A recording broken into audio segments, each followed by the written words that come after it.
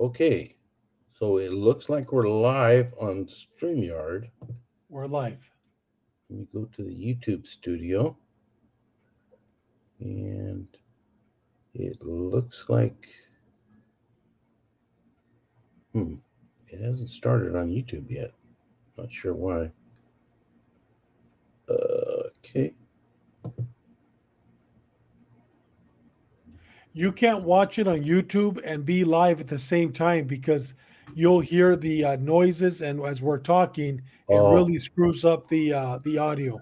gotcha. Okay. Well, So it does you are not. you are live right now on YouTube. Oh, I am. Yes. Okay, because I cannot tell. No, because you're in the same room where you're live at. Your camera is. Okay. So we have no live viewers right now. Okay, I see it now. It shows live, Yes. live stream.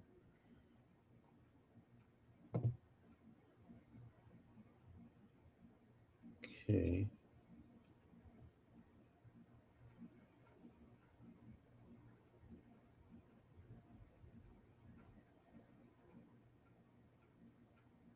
Add to playlist. No, I don't want that. More actions. Nope, I don't want that either. So I'm on YouTube and StreamYard. Okay. Oh, oh, I got a viewer. Right. Yeah. All right.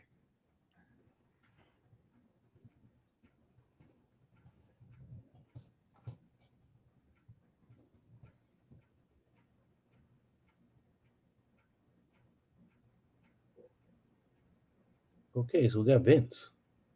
Gentlemen. Yeah. Okay, so I see. So I probably don't need to probably don't need to even look at YouTube because I can't do it at the same time, right? Well, you can. I mean, if it's working, it's working. So Okay. yeah, because when they're asking questions, you can read off the questions. And Oh, right now, when they're you showing up in present, StreamYard. yeah, right now when you present, you could ask them, hey, if you have any questions, feel free. Like right now, look up on top. Does it show comments on the right hand side up on Yes. top? Hit Yes. hit Yes. hit on that. Hit on that comments. Yeah, they're showing up. I've already responded to a couple people Okay. here. Now, when you hit the comments up on top, you could hit the comment and it should come out down below so we could both see them. Hit the Oh, comment. Hit the comment. okay.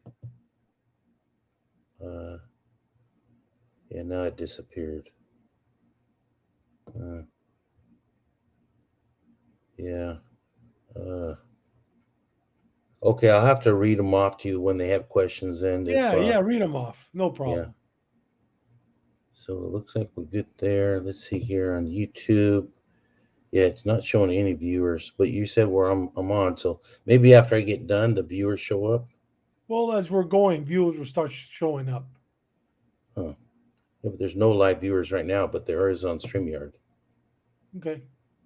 Well, the live viewers on StreamYard are viewing the show on YouTube, your YouTube channel. Oh, okay. Yeah. Understand.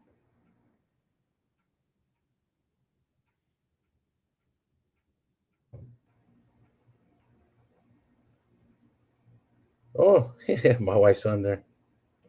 Uh-huh.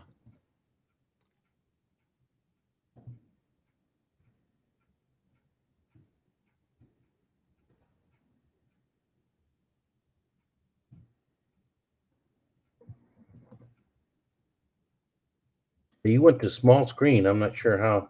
You down below where it says share, you Uh-huh. hit yeah, hit the one that has two you hit the one that has the big picture and the small picture. Hit the one, there you go. Hit the one with, and then hit the one directly on the right. Oh, shoot. That's too big. There you go, right there. There we go. That's a good one. That one there. Okay.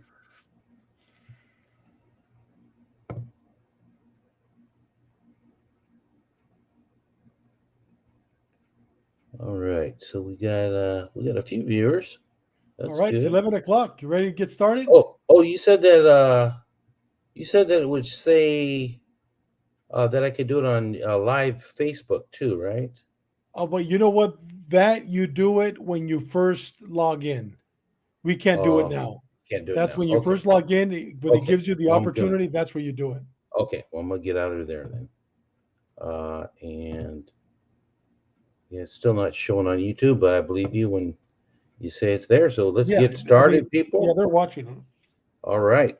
Well, thank you all for you coming on and giving us some help with the setup here. Looks like we got 5 viewers so far. Hopefully, we get a few more. And I can't move on my camera, or obviously, or I get off. So let me Okay. adjust it one more time. Okay. So, good evening. Let's get ready to Cinco de Mayo. This is your host, Gabe Morales, and tonight we have a very special guest for you. Previously, he was on our channel talking about post traumatic stress disorder. This evening, he will talk about a different subject, very interesting and fascinating subject. He'll be talking about a kidnapping case involving Julio Cesar Chavez Sr. Without further ado, let me introduce Mr. David Contreras. How are you, sir? Doing great, Gabe. Once again, thank you very much. It's an honor to be on your show, and thank you for the invitation. All right, all right. Looking forward to it, and I'm sure our guests are too.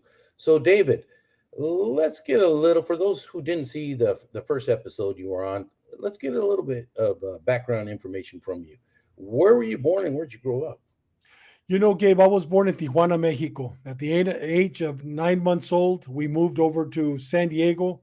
I grew up in Chula Vista, California. I went to all my schooling was in California, and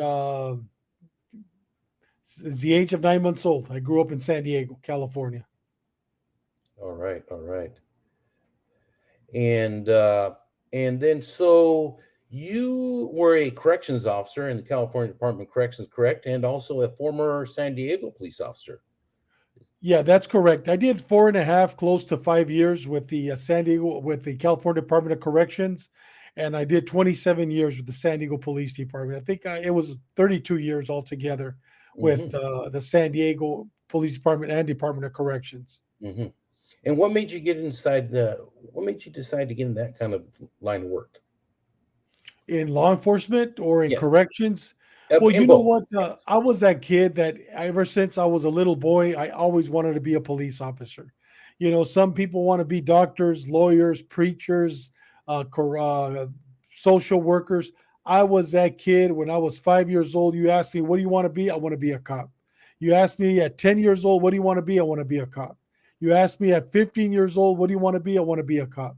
I was destined to be a police officer. I always wanted to be a police officer. Right on, right on. I guess it was your calling, your mission in life then. Yes, it was, All right. without a doubt. So we got a comment already from Vince. He says his son-in-law, just completed the academy down in Chula Vista, and is currently participating in his training. So yeah, that's a good line of work for people. There's a lot of bad publicity around police officers, but 95+% of officers I know are good people. They got families just like the rest of us. Yes. Very caring people. They just do not deserve unfortunately, the reputation they have from those few bad apples. But I just wanted to put that out there. If you're thinking about getting law enforcement, please continue to do so, because we need good cops. They're down officers, and most departments across the United States, and they need our support to do the job and training that they need to do. So, David, tell us a little bit about you retired in 2015, I understand, and then 2017, you had credible information that Julio Cesar Chavez was going to be kidnapped, correct? Can you tell us a little bit about that, how that happened? Yeah, but before I do, Vince, I want to commend you. If your son is going through the academy or graduated from the academy, it's because you did a great job raising him. The only question I have is why Chula Vista PD? He should have gone with San Diego PD. And no Yeah. disrespect to Chula Vista. Chula Vista is an excellent police department, but San Diego, it's a much bigger department. the chances and the opportunities of working, specialized unit, it's much higher in a bigger department. But hopefully, he can get his feet wet with Chula Vista, 2, 3 years, and then transfer over to San Diego PD. My father used to always say, if you love what you do, you never work a day in your life. And Vince, I was a cop for 32 years and I never worked a day of my life. I loved every day that I went to work. My problem is I was a workaholic. And so just keep an eye on your son. Make sure that he has his priorities straight. His priorities should be God, number one, family, number two, and work, number three. And when I say God, it's not a church, it's a relationship with God. And family, his wife, his kids, you, your wife, your family should be number two. And number three is work. As long as he has those priorities straight, he'll be fine by the time he leaves a job after 30 plus years. Very good. Oh, and answering your question, brother, going back to your question, in 2015, when I retired from the San Diego Police Department, I had the following day, literally after my retirement, I had a knee replacement on my right knee. And I've talked about it before in the past.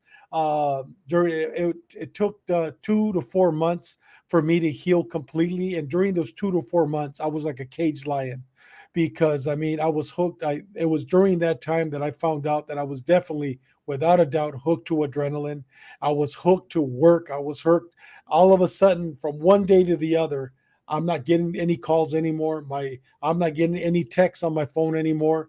My phone isn't ringing off the hook because I have to respond somewhere because I was working narcotics at the time. All of a sudden, everything goes dead. There's an old saying, Gabe, that says when the music dies, the pain begins. And there's so much truth behind that. It was during that healing process that I decided that I wanted to continue investigating, continue no longer in law enforcement because of my knee. I had a knee replacement. But instead of doing that, working in a law enforcement career, I decided to open up a PI company, private investigations company in Mexico. And it was that year that I opened up my company.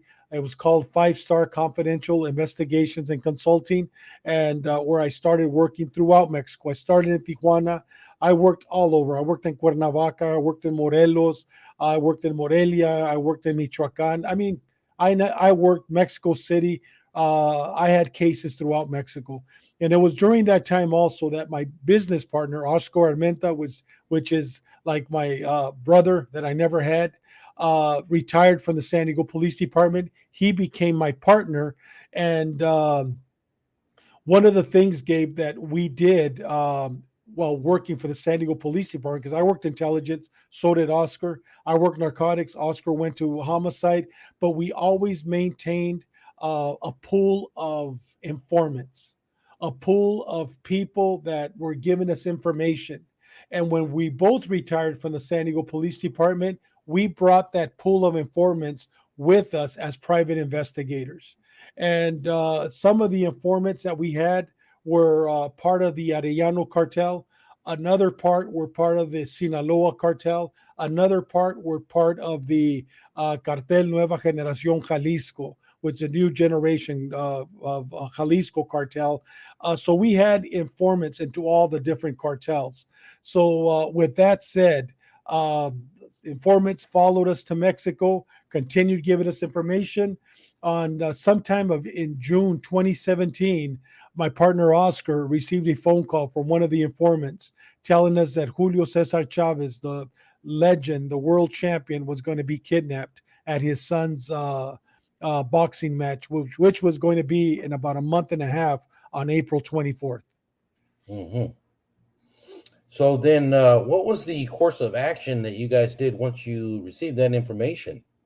Well, at first we received one phone call, and with that phone call, that wasn't enough for us to basically mobilize and conduct the investigation, because that first phone call, even though it was from an credible source, this source was involved, was part of the Arrellano-Felix cartel. We just had that one source of information, so we couldn't act upon it. We heard him, and it goes a little deeper. I'm not going to get into the specifics on it, but we did not act on it. So we just basically heard him out. We go, okay, we'll see if we hear it from a second source or we hear something else in the next couple of weeks.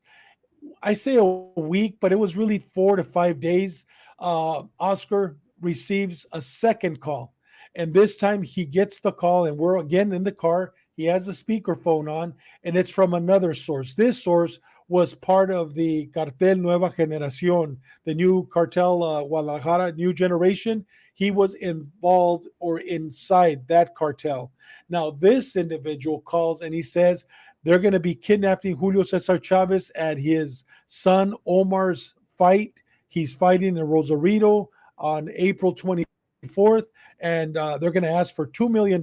And if Julio Cesar, if once they pay the money, they're going to be murdering Julio Cesar. They're not going to return the body, but they're going to keep the $2 million, and they're going to send the body or send the head to Mayo Zambara. That was the second call.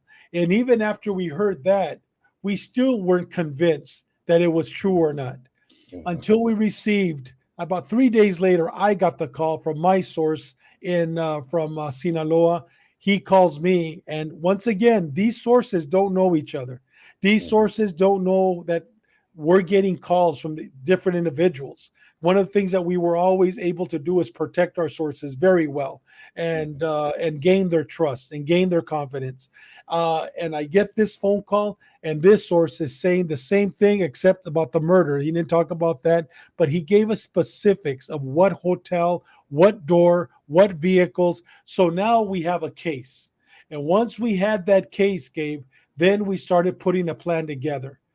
Now we have corroborating stories that make sense that this is definitely going to happen. So once we did that, we basically put a plan of action together. And the plan of action was very simple. Oscar, first of all, let me tell you, during that time, we didn't have, I've always loved boxing. I mean, I'm that kid that was 9 years old, 8 years old, and I was holding the antenna, which was a gancho, and I had a little TV this big in 1968. And my dad would say, move to the right, move to the left, because every Saturday night we'd be watching boxing on Channel 12. So I would tell my mom, I can't see it. So she would put a mirror in front of the TV. So as I'm holding the gancho, holding the what do you call that? The like the gancho, the piece of metal. That was the antenna. It was so as I'm holding it, I'm watching the fights also.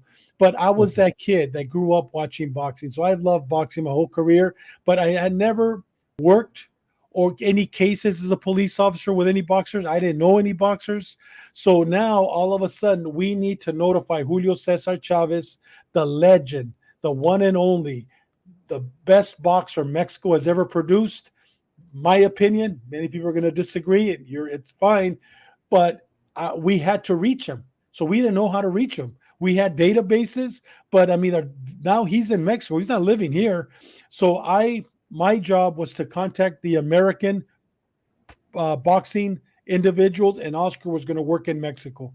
I contacted several attorneys in San Diego, Los Angeles, and also in New York, boxing attorneys. I attempted to contact several boxing promotional companies, and nobody would answer me. Because, I mean, who am I? I was just a private investigator, retired cop. These guys probably get 1,000 calls from people wanting to talk, to these boxing promoters, these attorneys. But Oscar, my partner, he was able to get Fernando Beltran, which is the CEO of Sanford Boxing. And just to give you perspective who Sanford Boxing is as big or even bigger than Top Rank is here in the United States.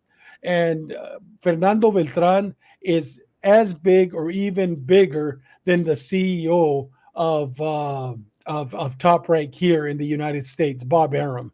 So we were able to contact him, and we set up a meeting to go speak with him there in Tijuana in his office. Very good, very good. Sounds like it really was probably very, very tense there during that time when you're gathering information. And I can see the difficulty of trying to communicate initially. But once you got their attention, sounds like they believed that the threat was credible and was real. And so then what was the next thing that happened? How did you guys further the course of the investigation on that? Well, let me tell you, Gabe. what happened in that meeting with Fernando Beltran. Fernando Beltran is a tall, husky, good-looking guy, and we get to his office in the downtown. It's close to downtown Tijuana. It's Plaza del Rio. We get to his office, Oscar and I, and he knew that we were retired San Diego police officers. We didn't tell him what we looked like, or we didn't tell him who we were. So we get to his office, and he had two layers of security because during that time, 2017, Tijuana was blowing up. There was murders everywhere. I believe that year or the year after, they had 2,500 murders in Tijuana alone. And Tijuana only has what, maybe 1 or 2 million people, but the ratio of murders was out of control. As a matter of fact, during that time and even today, Tijuana is probably one of the most dangerous cities in the world. I know it was during that time, and I believe it is still today. So now we're meeting with this man, and as we walk in, the first layer of security, we have to show our badges, we have to show our retired badges or our IDs because they don't believe us.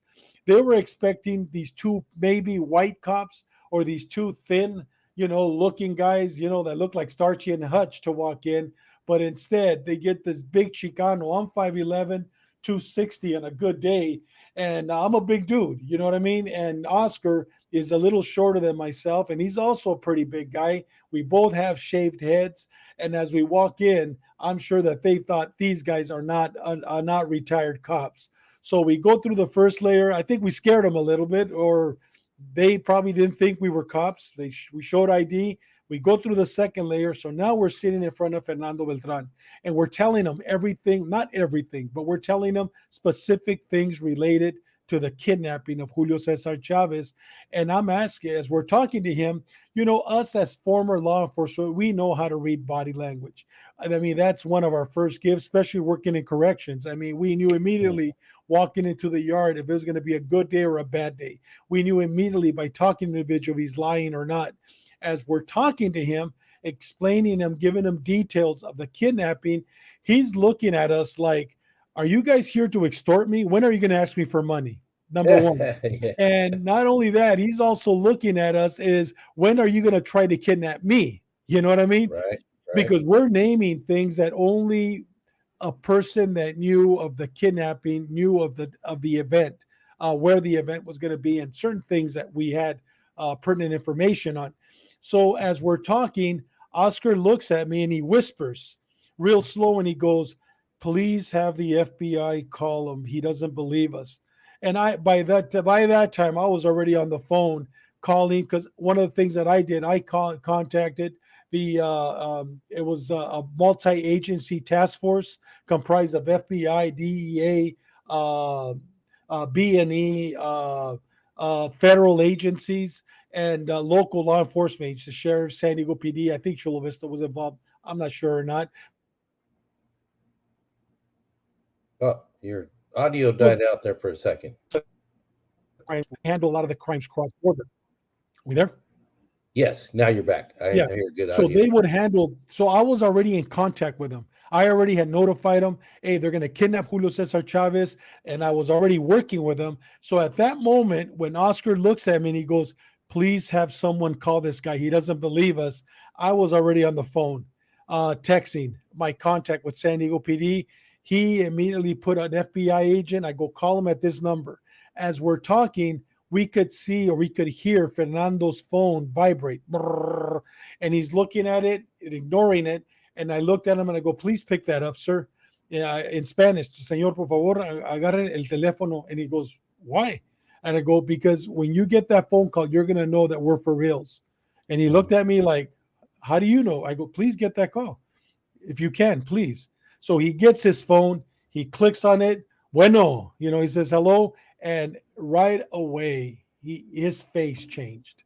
Mhm. His expression changed. And he's all, "Yes, yes, yes," because he speaks English. "Okay, thank you very much. What can I do for you guys?" So now Okay. the FBI Yeah. agent actually told them everything we had just told them. But Mhm. he needed to hear that American voice. You know what I mean? Yeah. And once he got that call, all of a sudden you could see, I mean, he was white, and also you see the blood coming back. Okay, they're not here to kidnap me. They're not here to extort me. They're real.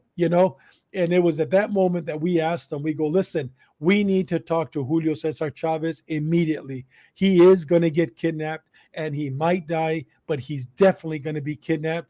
Him and his daughter, younger daughter. And I go number one, I go number two, cancel the fight because he was promoting the fight in Mexico, or change the venue.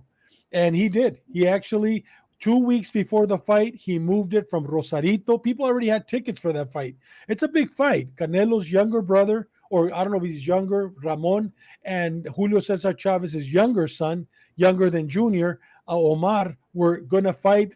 It was a sold out event. I mean, they're very popular in Mexico, the two Hmm. brothers. And then 2 weeks later, the two older brothers, Canelo and Junior, are fighting. So, I mean, it was perfect timing. And he actually, within 2 weeks, moved the venue from Rosarito over to Chihuahua. Okay, very good. Well, you set that up very good for our viewers to understand kind of the setup on what led up to the investigation. I don't want to get too sidetracked, but we have some people that are wondering, and I was wondering myself when you said Mhm. that they were talking about sending his head to El Mayo. Can Yes. you tell us very briefly? We don't need a real in-depth, course on Mexican drug cartels, but this was the Tijuana cartel, the Arrellano-Felix organization. It sounded like that we're going to do this. And because I can only imagine, because Julio Cesar Chavez is from Sinaloa, that a lot of people still, I think to this day, think he's connected to the Sinaloa cartel and to Chapo Guzman and El Mayo. Does that make sense? What I'm saying is Well, that it what? makes sense. Well, first of all, let me explain to the viewers that Julio Cesar Chavez was born and raised in Culiacan, Sinaloa.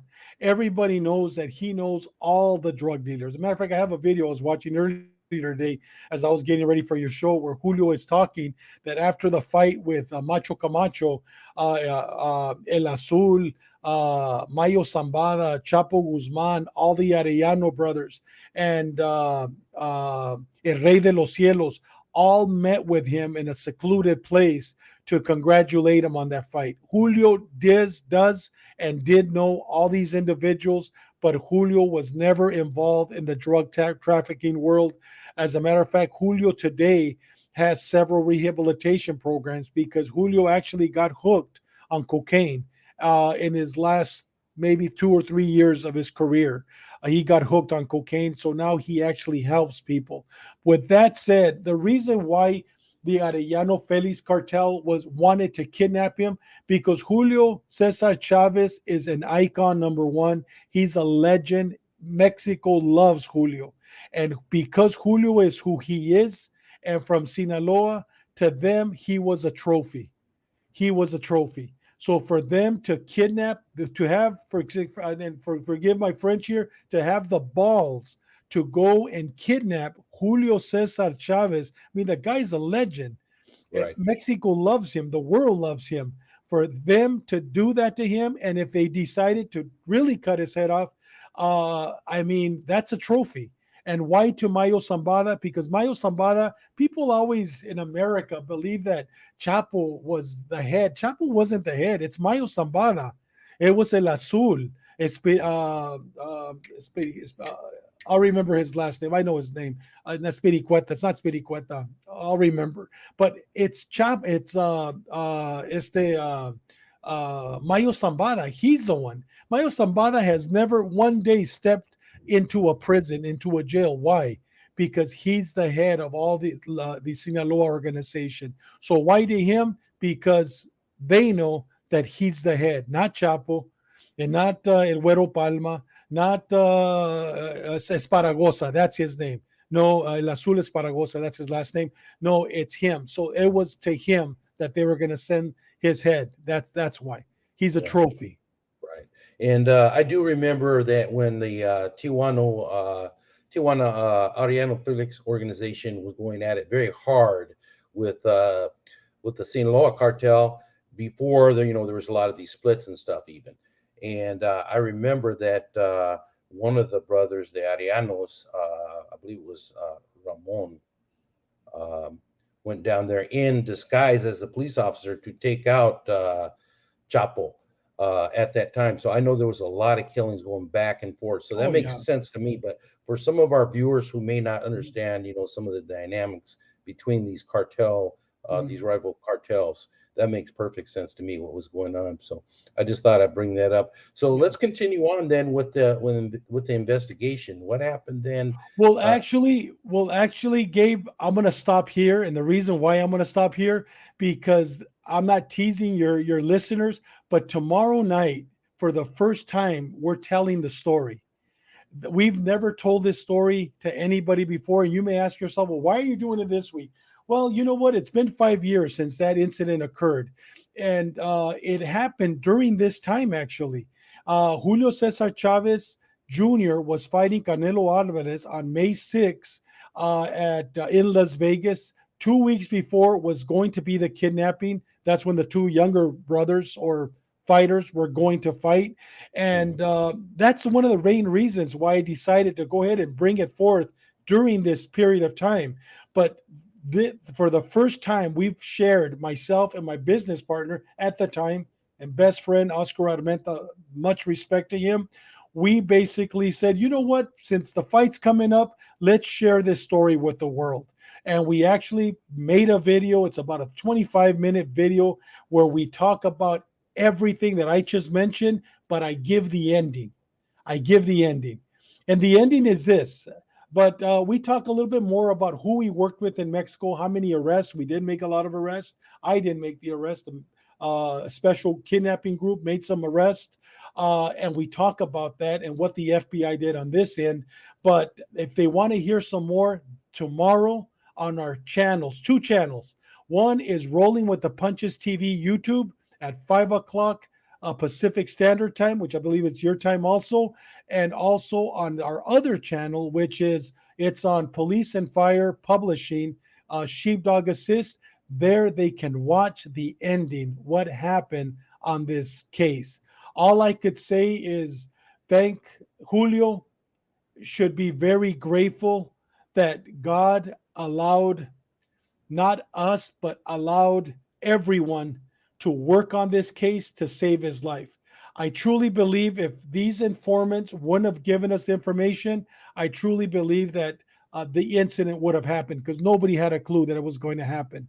But these informants basically saved his life.